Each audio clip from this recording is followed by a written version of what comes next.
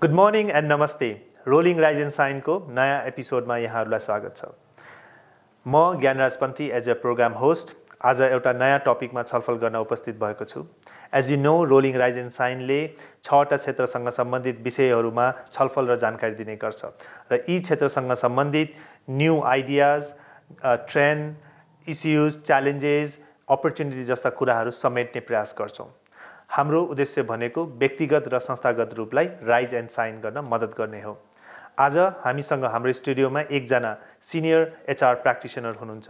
उहाँ एमबीएमा एचआर स्पेशलाइजेसन गर्नुभएको छ र उहाँको पिपल अपरेसन म्यानेज गर्नुभएको लगभग 20 वर्षभन्दा लामो एउटा यात्रा उहाँले अनुभव बटुल्नु भएको छ र उहाँले एचआर प्र्याक्टिस गर्नलाई, इम्प्रुभ गर्नलाई government, INGO, consulting firm, private सेक्टरमा पनि आफ्नो अनुभव बटुल्नु भएको छ।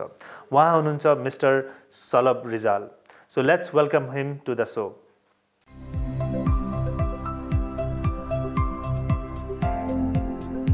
Welcome to the show, Shalav sir. How are you? I'm perfectly fine, Gyanraj. Thank you so much. Okay, sir, definitely. As we'll be talking more on HR policies and procedures, and हाम्रो प्रोग्रामले चाहिँ भनौँ न तपाईँ जस्तो व्यक्तित्वलाई बोलाएर चाहिँ we pick a topic in which we discuss more. र आजको topic more of HR policies हुँदाखेरि चाहिँ you already get the background कि how it's going to be, our discussion would be. So अब if I have to talk, कुनै पनि HR policies अथवा procedures are there in a company and as a formal rules and guideline for the organization and for its people to work on. So as an HR professional, अब you've been a very senior professional as well. यो सेक्टरमा धेरै वर्षको एउटा अनुभव पनि बटुलिसक्नु भएको छ। सो तपाईको विचारमा चाहिँ हाम्रो भ्युअर्सलाई पनि अलिकति, किनभने हेर्दाखेरि पोलिसीज र प्रोसिडर उस्तै सुनिन्छ, एउटै जस्तो पनि देखिन्छ हैन। What is the difference in this, HR policies भने के हो र HR procedures भने के हो, how it guides हैन, र यसको interrelation चाहिँ कस्तो हुन्छ भनेर अलिकति ब्रिफ गरिदिनु सरले। Thank you so much, Gyanraj. Firstly, I'd like to thank for your invitation. Thank you, and also for providing a forum for actual practitioners to provide some insights based on their experience. So in that sense, I'm not an expert but a practitioner. I've been doing HR business in Nepal for the last 21 years. So my answers are more based on practice. So definitely. All right. Practice-based, Gyanraj, I think HR professionals first need to realize the basic distinction between a HR policy or a policy as such and practice. Policy भनेको चाहिँ strategic direction, what you want to achieve भन्ने जस्तो बुझिन्छ हैन। So and that is where the core problem of most of the HR professionals that I've met lies, because they do not understand exactly what is required from HR. So HR ले के गर्ने त, HR ले strategy लाई support गर्नलाई के deliver गर्ने त, where do you want to go from HR practice in an organization भन्ने सोचाइ चाहिँ नि HR policy ले capture गर्छ. So in that sense, HR policy is not a HR business but a leadership business. So head of the organization ले needs to set, मलाई चाहिँ नि भनौँ न, this is my market. For example, if you're looking at Gyanraj को young, vibrant market छ, अनि मेरो HR policy यस्तो हुनु पर्यो कि मेरो कस्टमर young, vibrant customers छ भने मेरो HR policy चाहिँ young, vibrant market मा बसिरहेको मान्छेलाई ओहो कस्तो खतरा संस्था रहेछ, म यसैमा काम गर्न जान्छु भन्ने जस्तो खालको दिमागमा राख्नु पर्यो। र त्यो कर्मचारीले काम गर्दाखेरि पनि what a nice young, vibrant organization this is भन्ने त्यो सिस्टम्सहरु बनाउनु पर्यो। र लास्टमा चाहिँ छोडेर गइसकेपछि पनि मेरो चाहिँ नि साथीभाइलाई oh this was such a nice organization, I recommend ABC person, my own very close friends, not my enemies but my close friends, to work in this organization भन्ने जस्तो खालको वातावरण सृजना गर्ने चाहिँ नि HR policy ले गर्ने भयो। So policy sets a direction and that direction is set by the head of the organization and it marries with the organizational strategy हैन। त्यो चाहिँ HR policy भयो। अब policy लाई roll out गर्ने माध्यम बनाउन vehicle चाहिँ नि त्यसको त्यसलाई रोल आउट गर्ने भेहिकल चाहिँ नि तपाईले अब त्यसलाई म्यानुअल भन्नुस् प्र्याक्टिस भन्नुस् एसओपी भन्नुस् या जे भन्नुस् जे भने पनि त्यसलाई एउटा सर्टेन इम्प्लिमेन्टेसनको इन्स्ट्रुमेन्ट बनाउने in line with the strategy instrument बनाउने चाहिँ that is a HR business that marriage is also difficult at times त्यो हामीले चाहिँ सोच्छौँ होइन जब प्रोफाइल बनाउनुपर्छ नि जब स्पेसिफिकेसन खोइ जब यो खोइ भनेर अलिकति जार्गनिस्टिक एटिट्युडले जान्छौँ तर कोर एसेन्स चाहिँ नि मलाई यस्तो खालको मान्छे राख्नुपर्छ र यो मान्छेले राम्रोसँग खुला दिलले चाहिँ नि फुल एफर्ट लगाएर चाहिँ काम गर्नुपर्छ त्यसको लागि मैले के गर्नुपर्छ त हुन्छ नि 9 बजे आइस कि आएनस् भनेर कारवाही गर्छु भनेर चिठी काट्ने या 7 दिनको सूचना दिएर ल तिमीलाई कारवाही किन नगर्ने भनेर चाहिँ जानकारी देऊ भन्ने जस्तो रोल र प्युनिटिभ र अलि disciplinary रोलबाट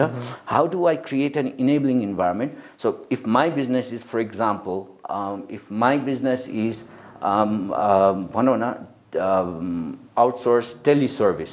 I am required to deliver that service. It doesn't matter where I deliver it from. So in that sense, I don't care whether you come to office or not. I don't care whether you come at 9 o'clock or not. But you have to get these many results. त्यस्तो खालको प्र्याक्टिसहरू बनाउनु पर्यो त्यस्तो खालको पोलिसिजहरू बनाउनु पर्यो त्यस्तो स्ट्र्याटेजिजहरू बनाउनु पर्यो होइन मेरो अर्कै खालको बिजनेस छ विच रिक्वायर्स भनौँ न a physical presence at office भयो भने मैले त्यही अनुसार आफ्नो प्र्याक्टिस बनाउनु पर्यो so what is the core business भन्ने स्ट्र्याटेजीले डिफाइन गर्छ र पोलिसी प्र्याक्टिस म्यानुअल्सहरूले चाहिँ exactly how it is done भन्ने डिफाइन गर्छ बोथ आर रिक्वायर्ड एउटा डोमेन चाहिँ लिडरसिपको डोमेन हो एउटा डोमेन चाहिँ नि एचआर प्र्याक्टिसनरको डोमेन जस्तो लाग्छ मेरो विचारमा चाहिँ राइट आई थिङ्क हजुरले राम्रो तरिकाले बुझाइदिनु भयो it become more clear on what this distinct भनौँ न प्रोसिडर र पोलिसिज हाउ इट वर्क भन्ने कुरा सो एज यु लाइक हजुरले भने जस्तै I think when it comes to strategic लेभलबाट नै this is how we are going to move ahead with our organization goal and objectives भन्दै आउँदाखेरि the HR is on the side र उहाँले चाहिँ he or she will be making that strategy into more of policy level देखि नै अगाडि बढाउने आउँछ when it comes to like policy मा भनौँ न एउटा यसरी अगाडि बढ्ने भन्दाखेरि there are a lot of things हैन अब त्यहाँ policy पनि कस्तो खालको बनाउने lot of policies are there हैन different variants छ हैन अब त्यसको पनि कुन चाहिँ अर्गनाइजेसन फिट हुन्छ हुँदैन र हामीले चाहिँ किनभने अब हेर्ने हो भने प्र्याक्टिसेसमा हरेक पोलिसी अर्गनाइजेसन चाहिन्छ भन्ने हुन्छ होइन तर रियल्ली त्यो चाहिन्छ कि चाहिँदैन भन्ने कुरा चाहिँ अब त्यो अर्गनाइजेसनको स्ट्राटेजिक लेभलदेखि नै डिटरमाइन गर्ने कुरा हो र as you said definitely as a leadership पार्टमा प्लस एचआर पोलिसिसको पार्टमा चाहिँ इट प्लेज अ रोल होइन सो हजुरले if you have to idealise होइन त्यो जुन भनौँ न कुनै अर्गनाइजेसनले चाहिँ मेरो इम्प्लोइको लागि अथवा मेरो अर्गनाइजेसनले कुन पोलिसी चाहिँ डिटरमाइन गर्नुपर्छ कुन चाहिँ अगाडि बढाउनुपर्छ भन्दाखेरि चाहिँ कस्तो खालको कुराहरू चाहिँ ध्यान दिनुपर्छ त्यो एचआर प्र्याक्टिसनरले चाहिँ एउटा पार्टमा त्यो छ र अर्को भनेको चाहिँ जुन हामी इम्प्लोइ ह्यान्डबुक भन्छौँ अथवा इम्प्लोइ म्यानुअल भनौँ न त्यो पार्टमा पनि के कुराहरू राख्नै पर्छ अथवा के कुरा चाहिँ त्यसमा नहुँदा पनि फरक पर्दैन अलिकति यसमा इनलाइट गरिदिनु सर मेरो सोचाइ चाहिँ अलि अरू एचआर प्र्याक्टिसनर भन्दा फरक हुनसक्छ होइन तर यो मेरो विश्वास एकदम बलियो विश्वास हो यही विश्वासमा चलिरहेको छु म 21 वर्षदेखि फर्स्ट थिङ चाहिँ नि एचआर प्र्याक्टिसनरले मेरो संस्थाको बिजनेस के हो मेरो संस्थाले के अफर गर्न खोजिरहेछ भन्ने क्ल्यारिटी र त्यसको इन डेप्थ नलेज हुनुपर्छ which market I am serving what am I offering होइन त्यो अफर र मार्केटलाई क्याप्चर गर्नलाई मेरो कस्तो खालको संस्था छ भनेर ध्यान दिनु पर्यो सो फर्स्टली त्यो रिसर्च गरेर you have to understand that in HR business throughout the world there is no perfect solution. It's not like a doctor's prescription. Our professionalism is not at that level in which there are standards that we need to meet, and if we meet 21 standards we will deliver a result. It is more of an art. So you need to do a lot of research, and this art is also, HR business is also emerging. So there's a lot of growth, there's a lot of new thoughts. You need to be abreast of the new thoughts. You need to be abreast of the organization, what it tries to deliver. यो दुईटा कुरा नै missing जस्तो लाग्छ in many practitioners. First thing, हैन, त्यो ध्यान दिनु पर्यो. दोस्रो कुरा, what type of organization I am. If you look at international organizations, जस्तो INGO, bilaterals जस्तो policy, ओहो यस्तो policy म पनि लगाउँछु भनेर, if you're running a business, you will fail. Right. If you are in a government organization and want to do a more private sector type of policies, you will fail. So what kind of outfit I am, what kind of organization legally I am, and what are the requirements, awareness is quite critical. Right. Third thing is my size of business. So size of business ma मेरो भनाइ चाहिँ के छ भनेदेखि 50 जना भन्दा कम कर्मचारीहरु छन् भने you actually do not need any policy, any practice whatsoever, because the leadership has, or the head of the organization has, a direct access to everybody on a day-to-day basis. हुन्छ नि त्यो proximity 50 भन्दा माथि भयो भने from the caveman time 50 भन्दा 100 सम्म हुँदाखेरि पनि you do not need a set kind of system, structures, procedures. You need 50 देखि 100 देखि चाहिँ 100 सम्म चाहिँ you need some set of written strategies, किनभने त्यो disseminate गर्न लगाएर हुन्छ एक जनालाई. 100 जना भन्दा माथि भएपछि चाहिँ नि then you need certain processes to maintain consistency. The head of the organization will not be able to maintain consistency, would need to rely on others to maintain that consistency. Then comes the managers. अब यो managers लाई empower गर्नलाई एउटा certain यो चाहिने सबैजनाले गर्नुपर्छ. These are certain set principles and set practices you need to abide by. Rest is your business भन्ने जस्तो खालको एउटा certain policies-हरु हुनुपर्छ. So if you're 150 plus or 100 plus employees, then you need a set of rules. So the size of the organization, the type of organization, the business that you're in, and the market that you serve. Market that you serve like closely resonate गर्ने जस्तो workforce हुनु पर्यो हुन्छ नि.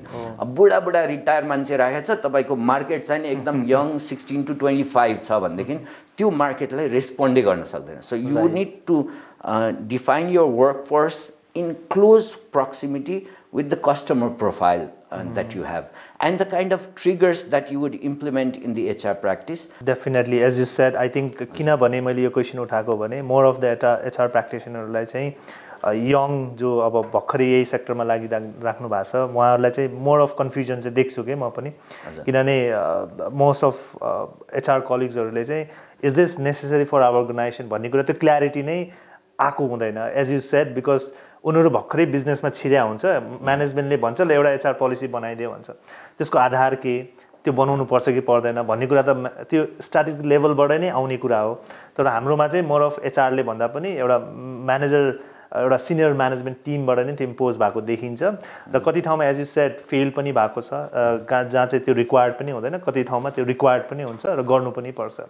र I think more of अब यो practice रिसर्चले नै देखाउँदै जाने र उनीहरूले प्र्याक्टिस गर्ने कुरा हो. र what I feel is हाम्रो नेपालीज मार्केटमा चाहिँ when it comes to policies अथवा प्रोसिडर भन्ने बित्तिकै एउटा रिजिडनेस देखिन्छ हैन, यो गर्नै पर्छ र हैन, are we need to abide with this things भन्ने पनि आउँछ, एउटा त्यो अगेन्स्टमा जाने पार्टहरु पनि छ.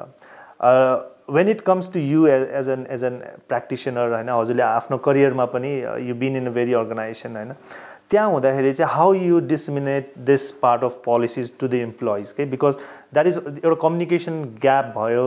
You have a policy in document हैन, when it doesn't come in the floor it doesn't make any impact at all हैन, त्यो impactful नै देखिदैन, and they even don't know हैन, किन प्रोसिडर भन्ने कुरा चाहिँ this is how we work नै हो नि. हामी यो हाम्रो कस्टमर बेस हो, हामीले यसलाई अटेन्ड गर्नुपर्छ भन्दाखेरि केले गाइड गर्छ भने these are the things that we need to follow, र यसरी हामी गयो भने चाहिँ we will achieve this goal भन्ने आउँछ.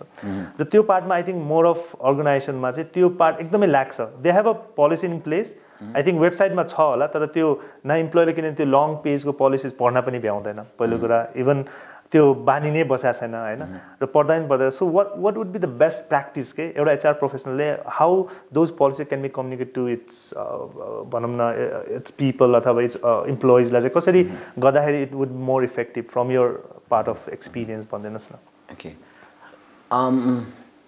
यो मेरो एक्सपिरियन्स भन्नुभन्दा अगाडि म एउटा anecdotal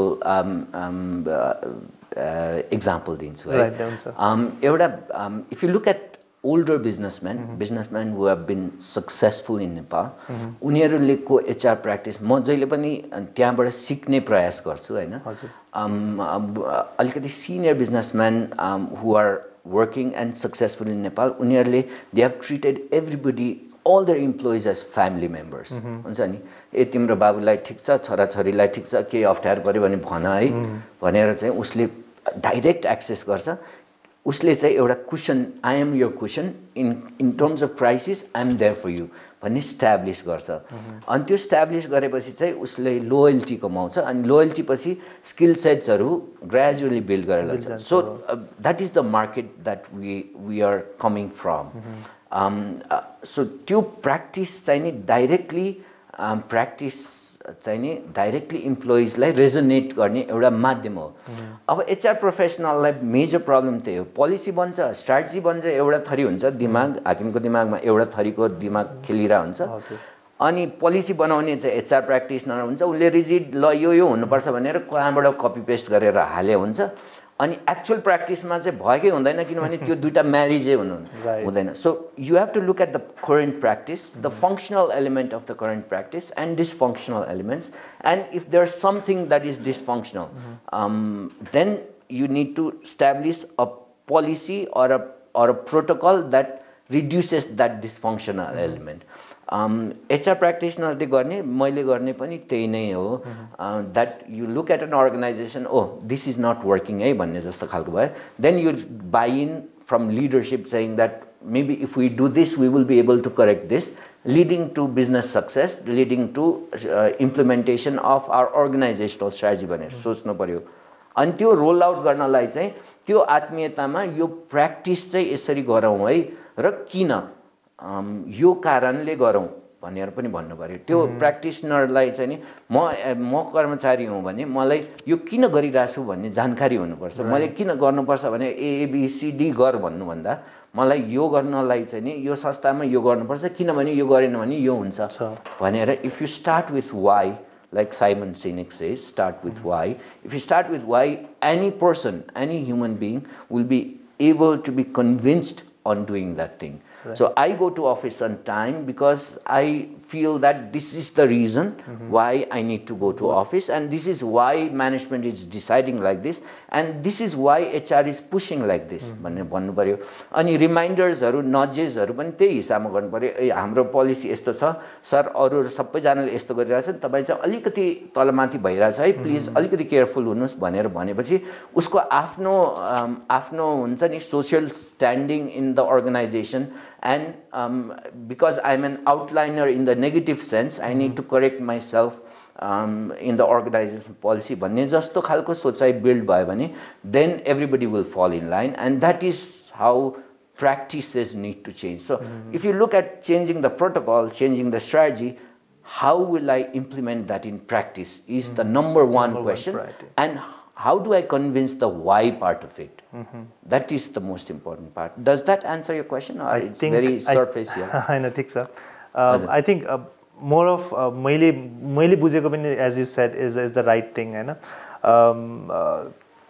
even though as you said कि त्यो part of thing मा आउँछ तर मैले पनि त्यो how भन्ने पार्टलाई चाहिँ किन why भन्ने पार्ट त एम्प्लोइ को पार्टबाट भयो भने हामी जस्तो एचआर प्र्याक्टिसनरहरुलाई चाहिँ एज यु सेड हजुरको त एउटा अनुभव बटुल्नु भएको छ हैन तर भर्खरै इमर्ज भएको जो एचआर प्र्याक्टिसनर उहाँहरुलाई चाहिँ त्यो हाउ पार्ट गर्न चाहिँ एकदमै गाह्रो हुन्छ के डेफिनेटली अब एउटा सेसन गर्यो ओरिएन्टेसन गर्यो इन्डक्सन गर्यो that is there even now tools are there हैन अब सिस्टम छ एभ्रीथिङ इज देयर तर even though I had so many examples के whenever some employee committed something when HR brings him in the table okay you didn't follow this clause of this policy भन्दियो he never read on that part उ पढेको पनि हुँदैन उलाई बुझेको पनि हुँदैन हैन सो त्यो पार्ट अफ मिसिङ चाहिँ एकदमै देखिन्छ र त्यसलाई चाहिँ as you said time and टाइममा चाहिँ त्यसलाई रिमाइन्ड गर्दै जाने र from the beginning from the time he on board on the company त्यो पार्ट अफ पोलिसिज चाहिँ स्ट्यान्डर्ड्स एउटा जुन एउटा स्ट्यान्डर्ड्स हुन्छ त्यो चाहिँ स्टार्टिङदेखि नै ब्रिफ गर्दै गयो भने आई थिंक त्यो अलाइन हुँदै जान्छ र time when the time will come त्यो each and every policies will make it effect होइन इन देयर वर्क ब्यालेन्स लाइफमा पनि आउँछ I think when we talk about HR policy and procedure, when it comes to employee and the organization, I think it also reflects the image of the company as well. किनभने त्यो culture, त्यो atmosphere, it brings with that. हामी एउटा अफिसमा 9:30 मा जाने reason छ नि त. We might go at 10 अथवा हामी 1 बजे पुग्दा नै फरक पर्दैन होला because we'd be working. तर एउटा कल्चर भन्ने कुरा पनि त्यही प्र्याक्टिसबाट नै डेभलप हुँदै जाने हो हैन.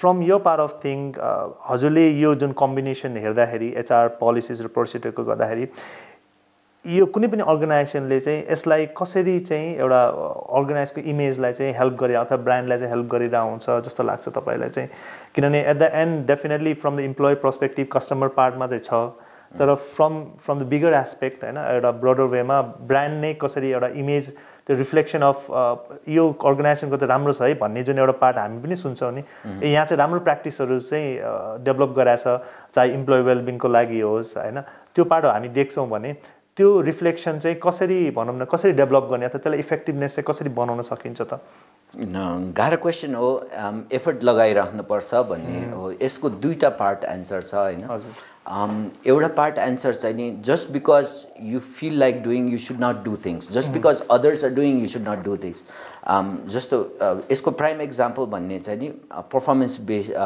म्यानेजमेन्ट सिस्टम तपाईँले कुनै पनि संस्थामा पर्फर्मेन्स म्यानेजमेन्ट सिस्टम ओहो मेरो क्या खतरा पर्फर्मेन्स म्यानेजमेन्ट सिस्टम छ यसले मेरो स्ट्राटेजी र बिजनेस प्रोग्रेसलाई हेल्प गर्यो भनेर पाउनु बिरलै पाउनुहुन्छ संसारभरि नै so none of the performance management system in the world has work so far हैन कामै गर्दैन अनि मान्छेले नयाँ नयाँ एक्सपेरिमेन्ट गरिरहेछन् अब त्यो नयाँ एक्सपेरिमेन्ट हेरेर हाम्रो संस्थामा पनि काम गरेको छैन है so we are changing how should we change भन्ने जस्तो डिस्कोर्स आउनु पर्यो हैन फर्स्टमा चाहिँ नि don't repeat just because somebody else is doing it or you have done it in the past don't repeat भन्छु म एउटा पार्ट एन्सर दोस्रो पार्ट एन्सर चाहिँ नि अहिले अघिकै इक्जाम्पल दराज इक्जाम्पल लिउँ हैन 7 वर्ष जति भयो जस्तो लाग्छ मेरो विचारमा उसले आफ्नो रिब्रान्डिङ गरिरहेछ हैन रिब्रान्डिङ गरिरहेछ अहिले नेपालमा दराजको नयाँ हाकिम पनि आउनु भएको छ हैन नेपाली नै महिला यङ मान्छे आइरहनु भएको छ उनीहरूको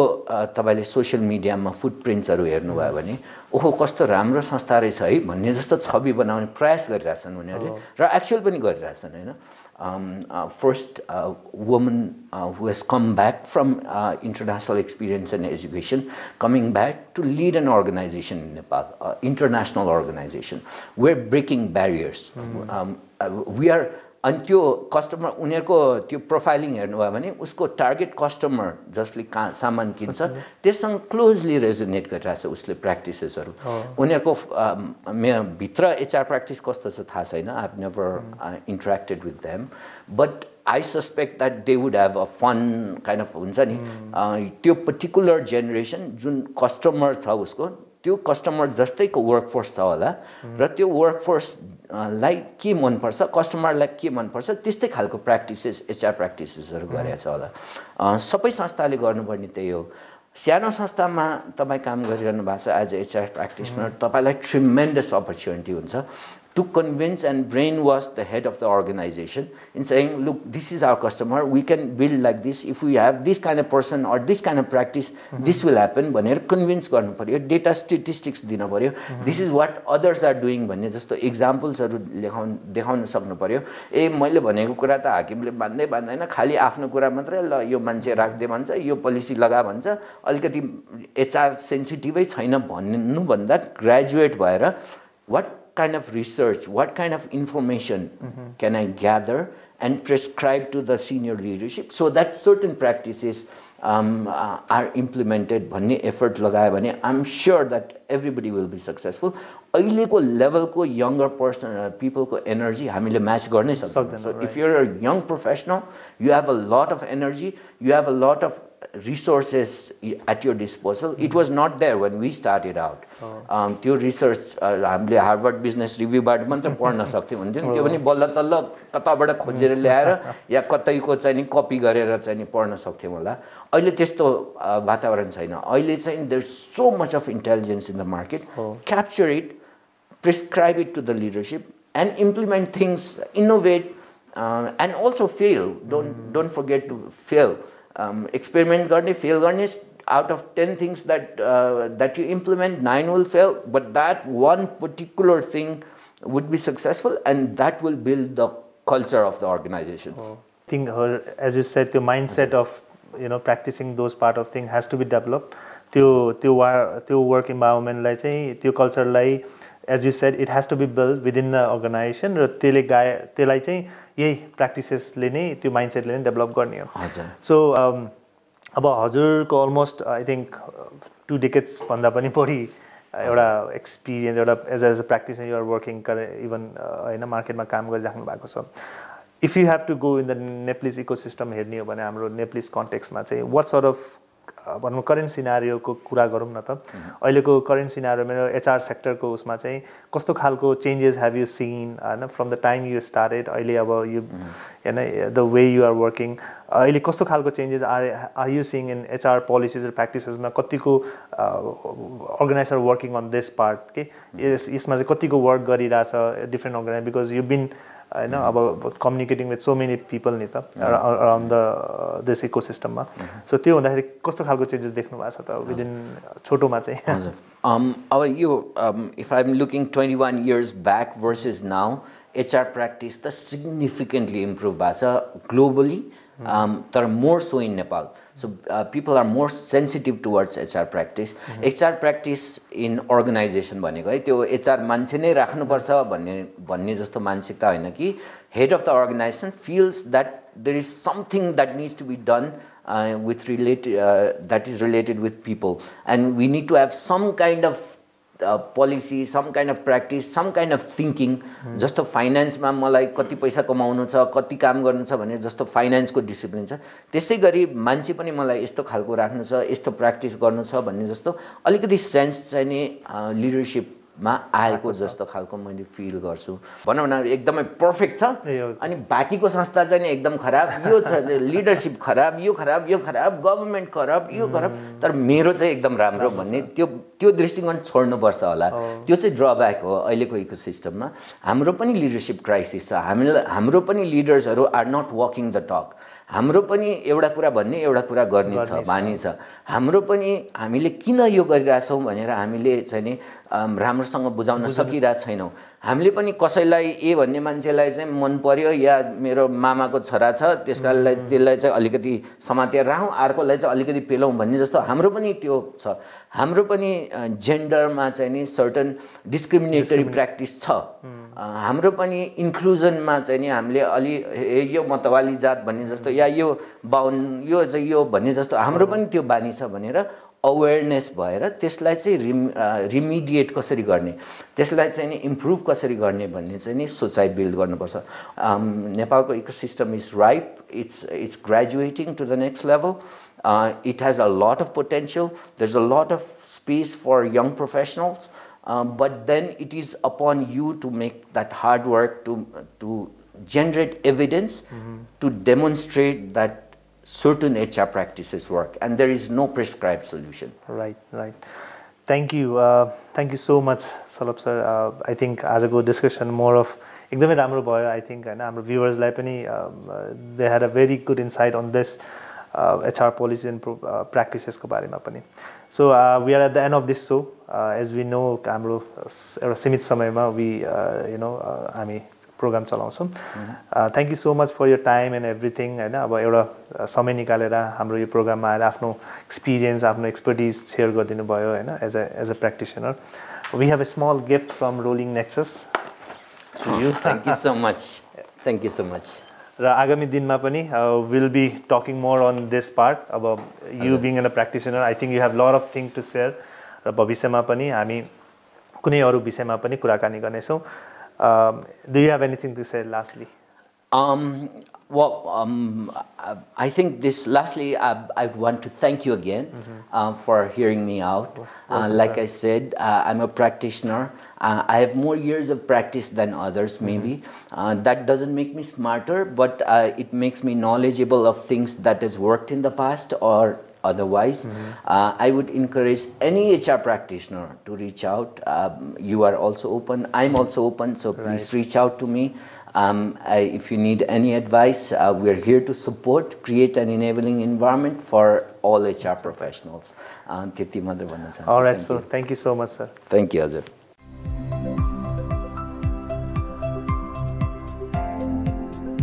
So we are at the end of this show. आशा छ आजको प्रोग्राम यहाँहरूलाई मन पर्यो होला र हजुरहरूलाई हाम्रो प्रोग्राम कस्तो लाग्यो आफ्नो सुझाव सल्लाह हामीलाई riseandsign@rollingplans.com.np मा इमेल गर्न सक्नुहुन्छ. Keep visiting www.rollingnexus.com for infinite opportunity and to build a network of new possibilities. It's time to rise and shine. Have a great day.